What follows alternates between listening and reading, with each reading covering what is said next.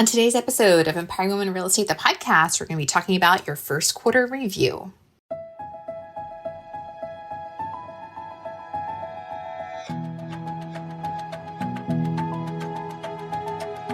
Hi, I'm Karen Cooper, a wife, mom of three, real estate broker, team owner, and founder of Empowering Women in Real Estate. As a realtor, I've personally helped well over 700 families in my career, and now I help thousands of women from all across the country balance real life and real estate through daily inspiration, motivation, and actionable plans to increase their success. Listen in as I share stories and tips from my life and business and interview some of my favorite people.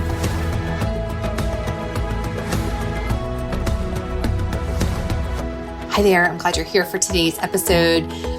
You know, I can't believe that we are basically here at the end of the first quarter. It feels like, in some ways it feels like the year just started, but here we are. We are basically here at the end of the first quarter, and you might be feeling, a little bit of a certain way. It's been an interesting quarter. We were talking at my team meeting a couple weeks ago, last week, about how there were some stats that we saw that came out from, I want to say it was someone at NAR, about how, showings and traffic and things are kind of down like across the board. And, it's this time of year, this first quarter is typically the craziest, busiest time. And definitely we see a lot of pockets. My team is in 21 states now, so we get to enjoy a broader perspective than just in my local market. And while there are some pockets in each market that are hot, certain price points especially, there are definitely others that aren't. It's been interesting. And so whether your year has started off slow or whether it has started off really strong, I want you to take a little bit of time and do a first quarter review with us. It is so important. I have done these quarterly reviews. I can't even tell you how long in my business. I mean, it's been well over a decade that I have been doing, maybe even 2 decades since I have been doing these kind of reviews. And, it doesn't have to take a ton of time. It doesn't have to be a big formal process, but it's really important just to set aside some time with yourself. Put an hour on your calendar. Maybe when you're listening to this episode, set aside some time to listen to the episode. This is probably going to be a little short and sweet as I walk you through the process, and then take the time to do the work for yourself. To just, analyze what's happened so far in your business, make some decisions, glean some information, and then keep moving. And, I think I said this when we did the annual review. I probably said this when we did the mid-year review, but there tends to be, I find that agents tend to fall into one of two categories. If your business has not gone well or things are feeling slow, you want to put your head in the sand and you don't want to look because everything is depressing and everything is disappointing. And so you just want to ignore it. Or if you are really busy and you've had a great start to your year, you might think you don't need it. Things are going great. I don't need to stop. I don't need to look. I don't need to analyze. I don't need to pay attention. Or I'm too busy for this, right? And that is the first step to becoming not busy and to getting on that roller coaster, right? Where you're up and down constantly. A great way to ensure that you have a long-term, sustainable, steady, consistent business is to do things like this. We do this with our real estate team. Every quarter, we are doing some kind of a review. Mid-year is a little heftier. End of the year annual review is our biggest. First quarter, third quarter, still really important. So I'm going to kind of walk you through what this looks like and what this process should look like. And the first part of it is you need to know your numbers. You need to dig out your information. And so maybe you already have spreadsheets yourself. I always used to keep spreadsheets. They weren't fancy, where I tracked what my transactions were. Now I'm able to get that through my brokerage. Our brokerage has through our dashboard where I can pull reports on my production. So if you don't have your own spreadsheet, maybe your brokerage already has that. Maybe you can pull it from your MLS. That's another way to pull your data on your closed or pending transactions.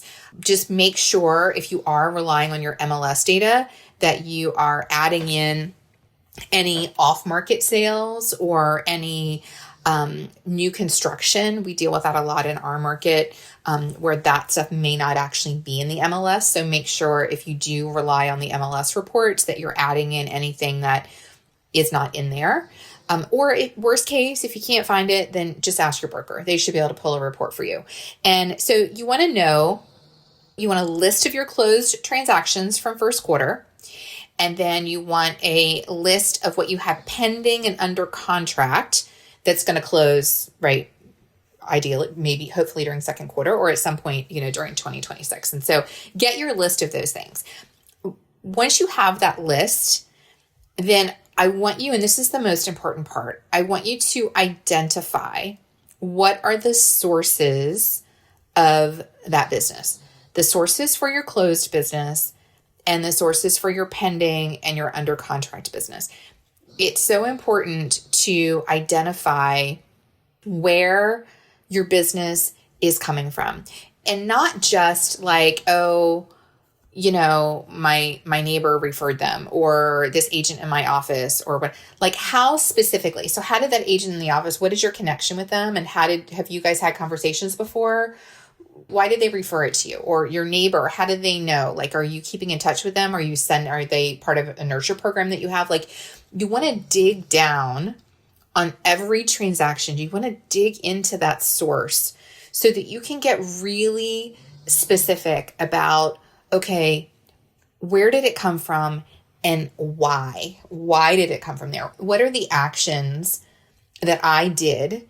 Where did I show up that these people thought to refer to me or that these people came to me and contacted me? That is so important. And I don't think we spend enough time thinking about that. I hear agents all the time, well, it was a referral. It was my sphere. Okay, that's great. But they didn't just call you because they're in your sphere. Like they recognize that you were somebody that could help.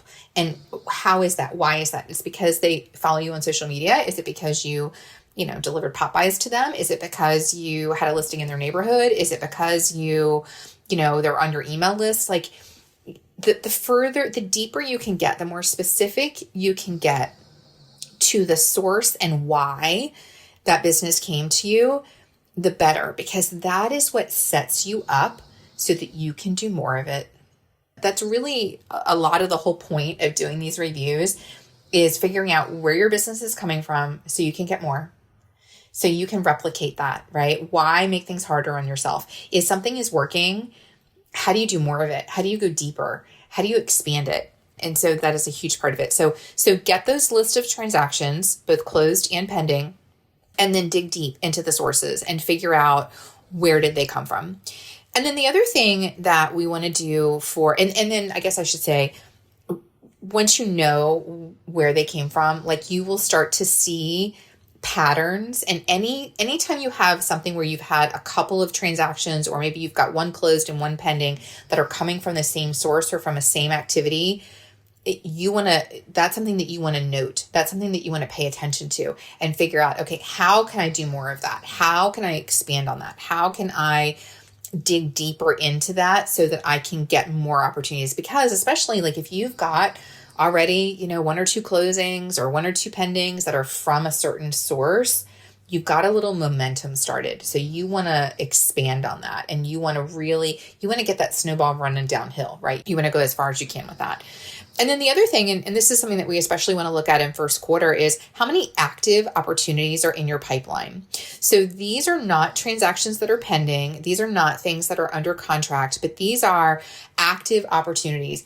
Maybe it's a listing appointment, somebody that you met with and they haven't signed a listing agreement yet, but they're planning to, go on the market the end of the spring, or they're planning to sell in the fall. Or is it a buyer that you've had a consultation with or that you've had a conversation with that, they're not doing anything yet, but they're probably going to do something this summer because their goal is to be moved before school goes back into session in the fall, right? So what are those opportunities, those active opportunities that are in your pipeline? That alone, I think, is really key for this first quarter review, because once you have identified, sometimes I think we forget, you have a conversation with somebody. I see this all the time. And especially if they're not ready to do something like right now or next week or next month, then there's a tendency, I think, to forget. And in the minute you forget, and the minute you stop showing up, that's when you are at risk of losing that opportunity. So identify what those opportunities are. If you're not sure, you can't remember, search through your email, look at your calendar, go back and look from the past 6 months. Who are the people that you have met with, right? Whether it was a consultation or a showing or a listing appointment or whatever it is, and make a list of those people and have some kind of a follow-up system plan. Maybe this is going to prompt you to send a text or to do a quick phone call and just kind of check in. But you need to have a plan in place so that they are not forgetting about you and that you are not forgetting about them. There's something about midlife in real estate that nobody really talks about. You don't hate the business. In fact, you're probably really good at it. But sometimes after years or even decades, you just realize that you don't want to keep running your business the same way. Maybe you want fewer clients or you're ready to step back from production altogether. And that's why I created the Midlife Real Estate Blueprint. It will help you to redesign your business for the next chapter and whatever that looks like for you. Visit empoweringwomenrealestate.com and click on Midlife Real Estate Blueprint to learn more. And so identify what those opportunities are. And then, of course, what are the sources of your opportunities in your pipeline, right? Again, that kind of gets back to the whole point behind the sources of your closed and your pendings, so that you can then identify patterns, right? This is working. I'm getting people who are responding to my email newsletter. I'm getting people who are responding to, I did a post about something and I got a lot of engagement and I got a couple of leads from it, or whatever it is. You want to identify what those opportunities are so that you can do more of it. And then I like to do a little bit of just kind of like a little reflection from every quarter. And honestly, we probably ought to do this every month. But from the first quarter, what was your biggest challenge? And for a lot of people, I think sometimes that challenge is not enough business, or I didn't know what to do, or nobody called me, or I had transactions that fell through, or my mindset sucked, or whatever it is. Maybe it was a personal challenge. And of course, we all know that our life is our one life. And so those personal challenges, they filter over and affect our business. And just like the business challenges filter over and affect our personal life. And so, the more clear you can get, what was your biggest challenge? What was your biggest challenge in the first quarter?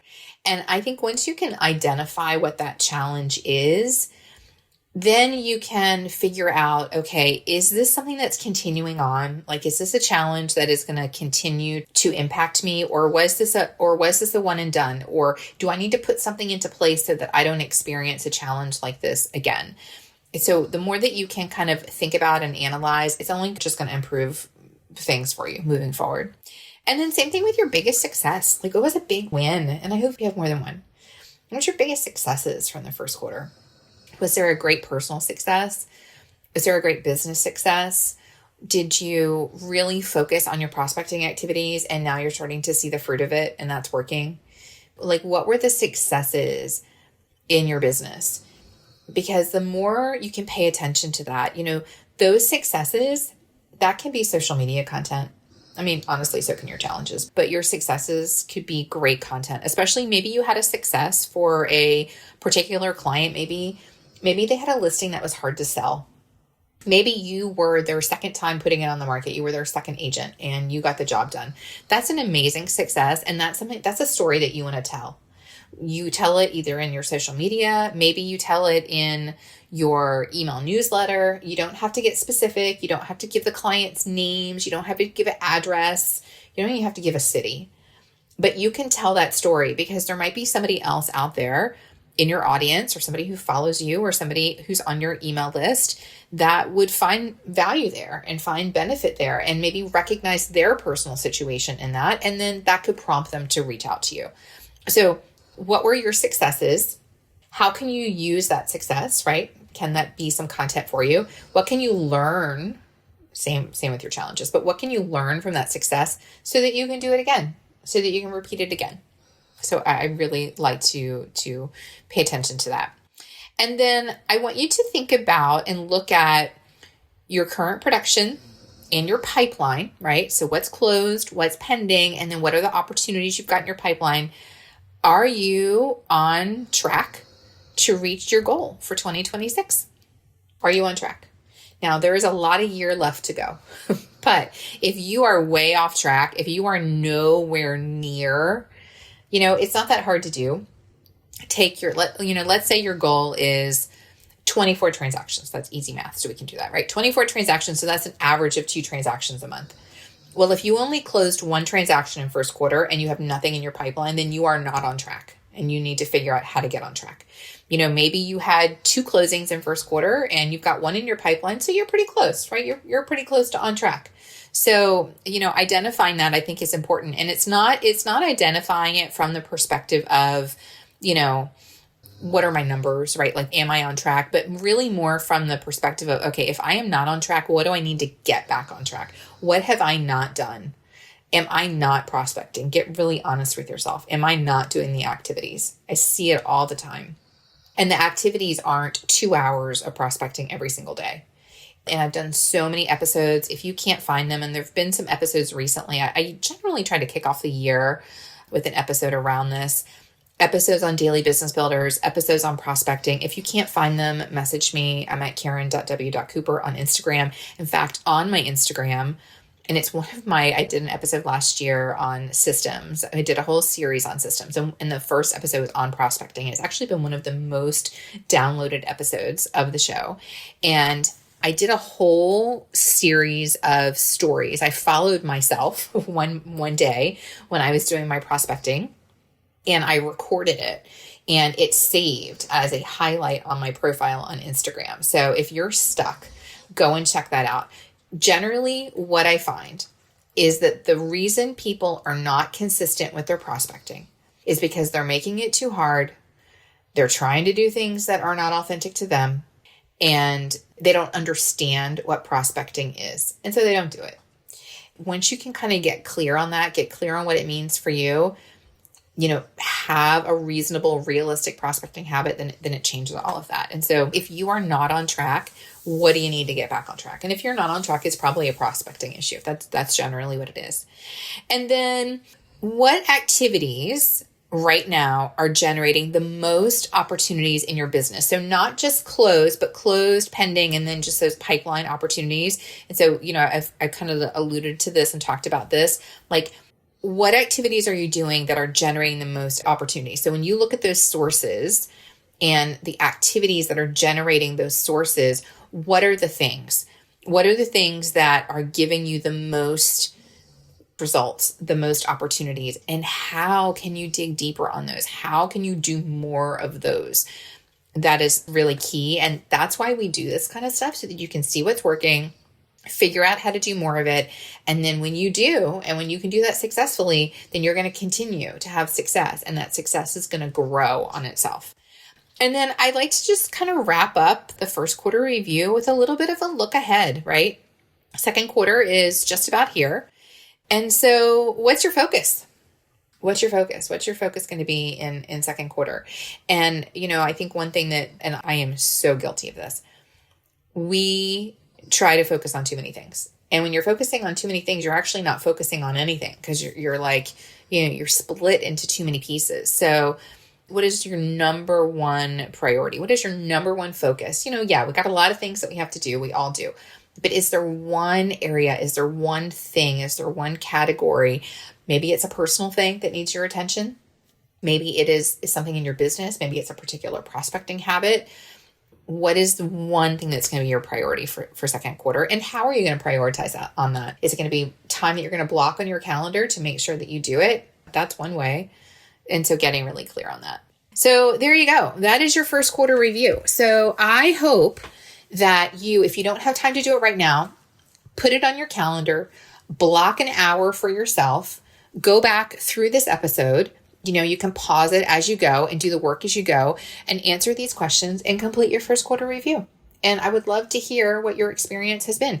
If you are, also, I will just say this, first quarter review is the topic for our Empowering Women in Real Estate monthly meetups in the month of April. So if you didn't know, we have more than 40 cities across the country that these are just very casual get-togethers, very casual monthly meetups that happen in 40 different cities across the country.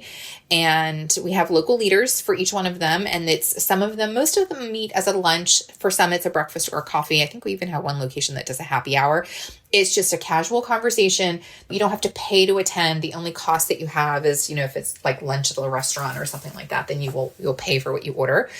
And it's just groups that come together and have great conversations. And some are smaller groups and some are bigger groups. And, we'd love to have you come and participate in one of those. And so that is our topic throughout the month of April. If you are not already familiar with our monthly meetups, if you've never attended one before, if you go to our website, empoweringwomeninrealestate.com, if you click on monthly meetup, then you can actually, you will be able to find then all of the different locations that we have. And so just contact the local leader for the location that's nearest you so that you can find out when they're meeting. And if there isn't a group that's meeting near you, obviously there's more than 41,000 of us now in the group and only 40 cities. So clearly we're not getting to everybody. I actually lead a virtual meetup. And so you can participate in that with me. It's hosted by me. It's online. That's going to be on Thursday, April 2nd. So just message me or go to the post that I have on Instagram or in our Facebook group about today's episode, and there'll be a link there to register. So there you go. Get that first quarter review done. And until next time, stay well. Thank you for listening to Empowering Women in Real Estate, the podcast. Click subscribe to be notified every Wednesday when our latest episode is released, and be sure to check out our group on Facebook.